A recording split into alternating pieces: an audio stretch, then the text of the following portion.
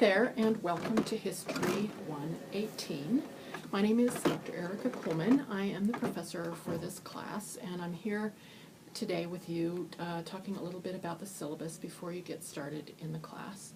So this is a little awkward because, number one, the light is kind of weird. I've got a nice bank of windows in front of me, and I'm having kind of a bad hair day, so not real happy with this setup, but let's do this anyway.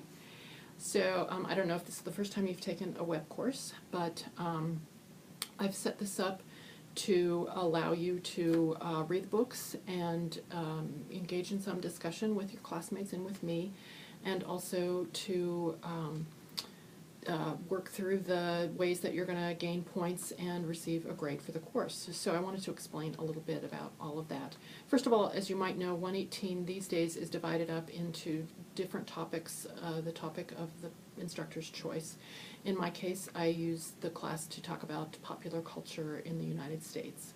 And our time frame for this class is roughly 1850 to the 1960s and 70s. So we're going to be focusing on aspects of U.S. popular culture during that time period. So the theme of the course, as it's printed on your syllabus, which is posted on the Moodle site for the class, gives you a definition of popular culture. So what do we mean by culture? Well, by culture we mean anything that's not found in nature. So anything that has the stamp of a human being on it, or human beings, is what we call culture. Popular culture, then, is any aspect of U.S. culture that appears to be popular. And by popular, we just mean that it appears often enough, frequently enough in our culture to be able to call it popular. So in my In-Seat 118 class that I just held here a few minutes ago, we talked about what we would call popular culture in our own society today. And somebody mentioned the concept of the selfie. So that's something that's part of our culture today that's very popular, that you would not expect someone 10 years or 20 years ago to know anything about. So how do we know that the selfie is popular? Well, because we see selfies posted all over social media. How do we know that social media is popular? Well, because almost all of us have a Facebook account or Instagram and all of these other places. So that's an example of something that's popular today. We're, of course, looking back in the past to determine what was popular in earlier times. One thing I like to emphasize in the class is the way that things become popular. We can easily identify what is popular, as we've just done with the selfie. But the question then becomes, how did the selfie become popular? And given its place in our society, why? Why are people so drawn to social media? Why is social media so popular? How did it become popular? Who's responsible for it? Who benefits from it, but who also is at a disadvantage because of it? So these are the kinds of questions we want to ask. So we don't want to just be able to identify what's popular. We want to know, how did it get popular, and what does that tell us about our society? The 4 books for the class are listed here. The first one is The Yellow Wallpaper. Maybe some of you have encountered The Yellow Wallpaper in a previous class. It's a short read. It's available online. If you don't want to purchase it, that's fine. Just be able to have it read and be able to answer questions on it for your the first part of the course.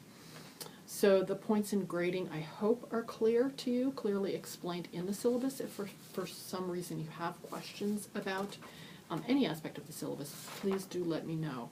So I sit here in my office waiting for you to contact me. And so I encourage you to always contact me by email. If you'd rather talk to me, that's fine. I encourage you to do that as well. My telephone number is printed on the syllabus. So, and if you happen to be on campus and want to come visit me, you're welcome to do that anytime. I'm here pretty much 8 to 3 o'clock. My son gets home from school at 3 o'clock, so that's kind of my cutoff. But I'm here actually before 8 o'clock in the morning and leave by around 3 o'clock typically. And you can always make an appointment with me. So the rubric for grading the essays, the essay has to be reasonably clear of writing problems. It has to have specific details from the thing that you're talking about, the book, the other reading, the class material, and it has to answer the question, meaning you have to have formulated a thesis statement and then defended it throughout your essay. So that's outlined here in the syllabus as well.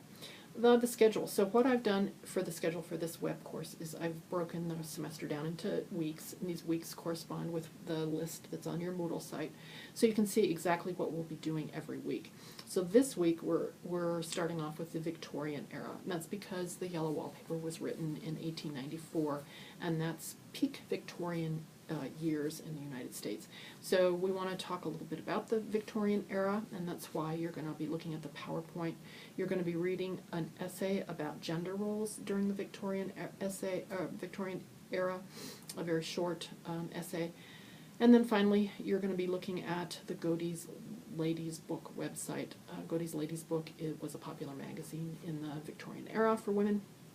And then finally, there's some reading from an online textbook. So go ahead and do those things this first week. And then we'll have a forum. So every week we'll either have a forum, a quiz, or it's an exam week for you. So that's all outlined in the syllabus here. So go ahead and look through the syllabus. And again, if you have any questions about any of this, please do let me know. I hope you have a great semester. Thanks. Bye.